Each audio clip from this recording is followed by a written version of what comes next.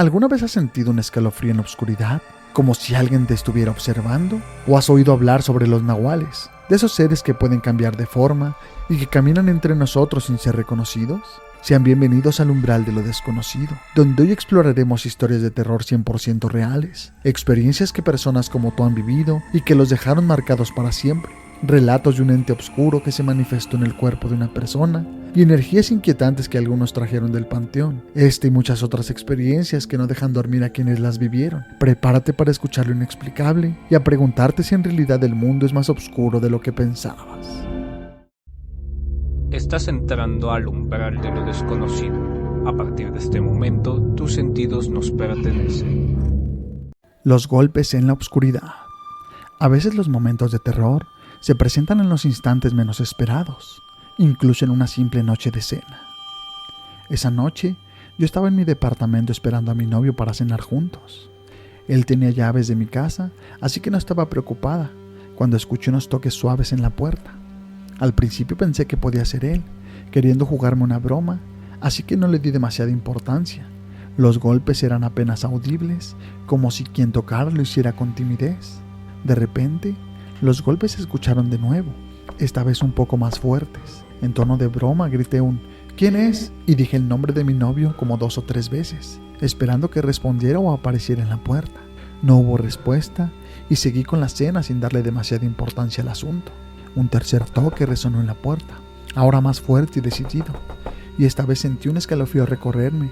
Llamé a mi perrita, la abracé y me armé de valor para abrir la puerta y ver quién estaba jugando conmigo. Revisé con la linterna de mi celular el oscuro garage que quedaba frente a la puerta, pero no vi a nadie. Todo estaba en silencio y pensé que tal vez solo me lo había imaginado. Al cerrar la puerta, ni siquiera había pasado un minuto cuando escuché un toque aún más fuerte, casi como un golpe en la puerta. Pregunté una vez más, ¿quién es?, repitiendo el nombre de mi novio varias veces, pero el silencio fue la única respuesta.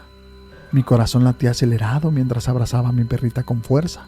Convencida de que era una broma, decidí llamar a mi novio para que su teléfono sonara y delatara su escondite, pero al marcar, no se escuchó ningún timbre en el departamento, nada. Frustrada y confundida decidí subir a ver si mi arrendataria podría haber tocado la puerta para decirme algo, pero su casa estaba oscura y en completo silencio. Desesperada por encontrar una explicación, regresé a la puerta y justo en ese momento escuché un ruido en el portón de la entrada, seguido de la voz de mi novio llamándome, y sentí un alivio inmediato. Corrí hacia él y le pregunté si había estado jugando conmigo, pero su respuesta fue un firme no. Según él, apenas estaba llegando. Hasta hoy, no puedo explicar quién o qué tocó la puerta esa noche, ni qué es lo que quería. A veces cuando estoy sola, los recuerdos de esos golpes en la oscuridad vuelven a mi mente y me pregunto si alguna vez podré entender lo que sucedió realmente.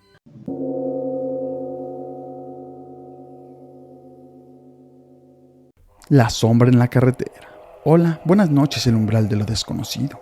Aquí les traigo una anécdota que me ocurrió cuando vivía por Texcoco y que aún recuerdo con escalofríos cada vez que paso por ese mismo lugar. Eran las 2 de la mañana y acababa de terminar uno de mis partidos de fútbol en Nezahualcóyotl y me disponía a regresar a casa en Texcoco. Tomé la carretera mexiquense, la México-Puebla para ser exactos. Bajo una lluvia intensa que dificultaba la visibilidad, el casco se empañaba con rapidez y la carretera se volvió un juego de luces y sombras.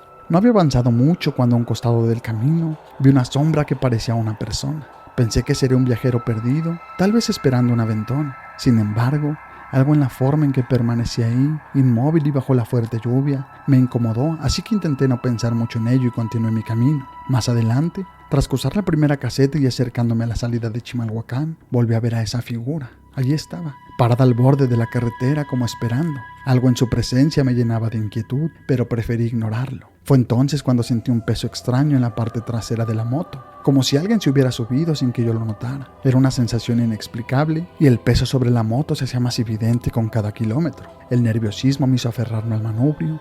No me atreví a mirar hacia atrás ni ver a los retrovisores, aunque sentía claramente que algo o alguien estaba allí. A medida que avanzaba notaba una presencia pesada, una energía que me helaba la sangre. De vez en cuando sentí una presión en el hombro, como si esa cosa quisiera que volteara a verla, pero el miedo me paralizaba. Al llegar a la segunda caseta, un trabajador de ahí me miró extrañado y me preguntó si había dejado a alguien en la carretera. Mi respuesta fue inmediata: no, Vengo solo, pero él insistió diciendo que juraba haber visto a alguien bajar de la moto justo antes de que yo llegara.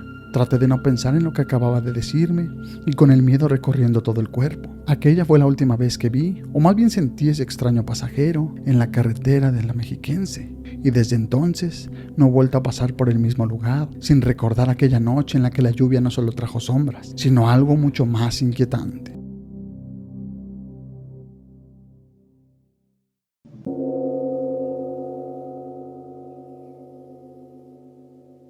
El duende en la televisión.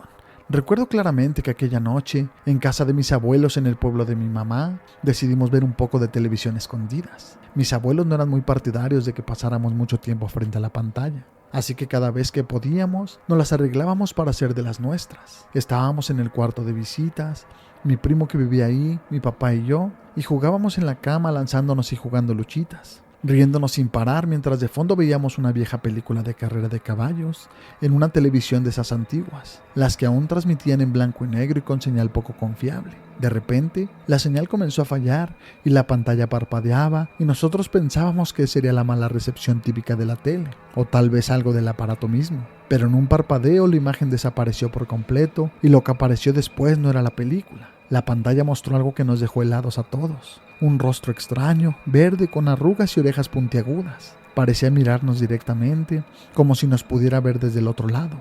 Aquella figura levantó un dedo huesudo y nos señaló, y en ese momento escuchamos claramente que decía con una voz rasposa y profunda: «Mira a esos niños».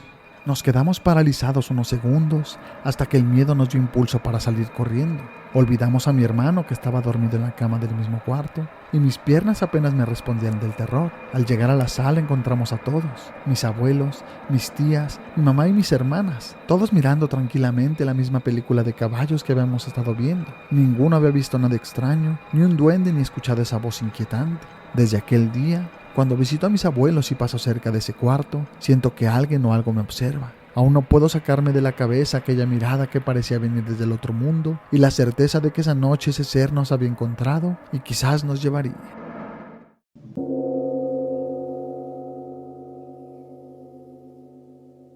El paso de los nahuales. En una de las tantas localidades de Puebla, me cuenta mi madre que a la vez una amiga le cuenta esta historia. Dice que su tío, un hombre de espíritu festivo y amante de las reuniones, que siempre buscaba dónde pasar el rato, encontró algo que lo marcaría para siempre. Aquella noche, después de haber pasado horas celebrando y bebiendo, decidió regresar a su casa. Sin embargo, en su camino de regreso se topó con una escena extraña en una solitaria carretera. Delante de él avanzaba una larga fila de burros que llevaban alguna carga sobre sus lomos. A medida que los observaba, notó que el último burro, uno más pequeño y apenas cargado, caminaba rezagado.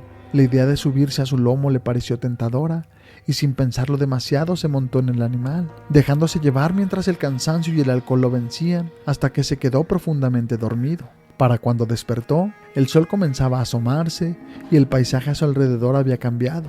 El hombre se encontró en una especie de hacienda en ruinas, con un aire extraño y desolador. Observó cómo uno por uno los burros de la fila se detenían y dejaban caer sus cargas al suelo. Con horror, vio cómo esos burros comenzaban a revolcarse en la tierra, moviéndose de forma violenta.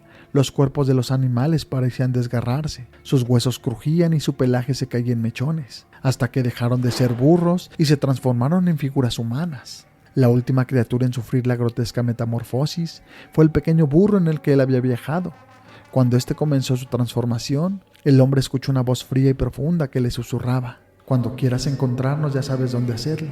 Todas las noches pasamos por el mismo sitio. Con el miedo y el desconcierto estremeciéndolo, el hombre saltó del lomo de su extraño acompañante y huyó de aquel lugar maldito, y con el tiempo contaría que jamás volvió a recorrer ese camino, ni a andar por esas localidades en la oscuridad de la noche. La visión de los nahuales, despojándose de sus disfraces animalescos, su obscura procesión y la promesa enigmática de esa voz desconocida, lo perseguirían para siempre, como una advertencia de que en ese rincón del mundo, algunos seres no son lo que parecen.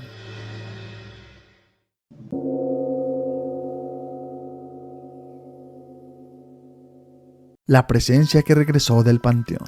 Hace un tiempo, fui al panteón de Nezahualcóyotl a visitar la tumba de un amigo que había fallecido recientemente. Junto con otro amigo, decidimos rendirle un pequeño homenaje, llevándole sus bebidas favoritas, un mezcal y unas caribe. Nos quedamos allí hablando con él como muchos hacemos en México, para recordar a quienes ya no están, manteniendo viva su memoria a nuestra manera. Después de regresar a casa, llevé a cabo mi limpieza habitual. Soy una persona que cree en las energías y tengo la costumbre de limpiarme con lociones y otros elementos para protegerme.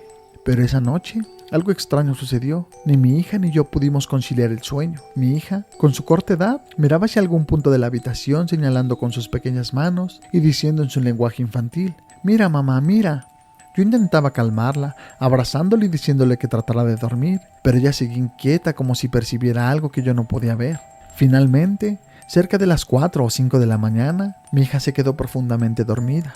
Yo, exhausta, también intenté descansar, pero justo cuando estaba a punto de dormirme, sentí una presencia extraña, algo que se acercaba lentamente. Al principio, traté de no darle importancia y de ignorarlo, pero entonces sentí una presión en el cuello, una opresión que me dejó sin aire, incapaz de moverme o de gritar. Esa sensación sofocante, como si algo intentara ahogarme. Era inconfundible el famoso «se te sube el muerto». En mi lucha por liberarme, me moví intentando despertar, sin lograr articular un solo sonido. Mi hermana, que ya estaba alistándose para irse a trabajar, pasó cerca de mi cuarto y me vio luchando en la cama, como si estuviera atrapada en una pesadilla. Ella, al darse cuenta, ahuyentó a esa presencia que había traído conmigo desde el panteón. Desde entonces, pienso que quizá me traje algo de esa visita, algún rastro de energía de algún ser que se quedó conmigo al regresar a casa. Lo curioso es que no es algo que solo yo experimenté en mi familia. Tanto mis padres como mis hermanas hemos tenido estas experiencias. Tal vez sea algo que heredamos, esa sensibilidad a la que no podemos ver, pero que sentimos profundamente. Esta es solo una de las muchas historias que podría contarles sobre lo que hemos vivido. Quizás en otra ocasión les comparto otra historia más.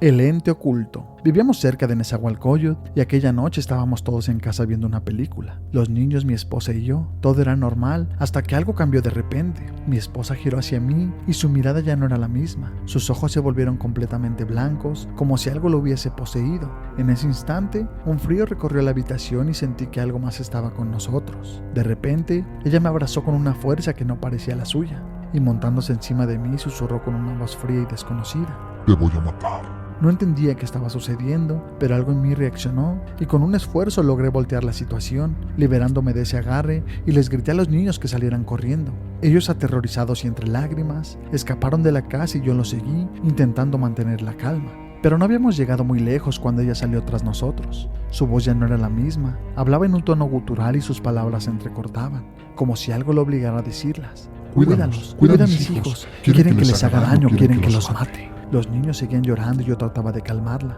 La confronté con palabras fuertes, esperando que fuera suficiente para alejar lo que la había poseído. «Cálmate, no te tengo miedo». Trataba de romper con lo que la retenía, de traerla de regreso, pero ella continuaba diciendo que no quería hacerles daño y me pidió que me los llevara lejos y que la dejara sola. Afuera, lejos del umbral de la casa, llamé a un conocido que estaba en contacto con un sacerdote. Nos aconsejó rociarla con agua fría y mientras tanto los gritos de mi esposa en un tono desgarrador y sobrenatural resonaban en la calle y nos helaban la sangre. Tuvimos que esperar hasta que poco a poco su respiración se calmó y volvió en sí. En otras ocasiones también le ha pasado algo similar, pero con el tiempo hemos aprendido a identificar los síntomas y a buscar ayuda. Consultamos a algunos especialistas y algunos espiritistas que nos confirmaron que hay un ente que la busca. Ella incluso conoce el nombre, pero teme decirlo en voz alta por miedo a que él regrese. Una de las veces en que acudimos a una sesión espiritual con su familia, algo muy extraño ocurrió.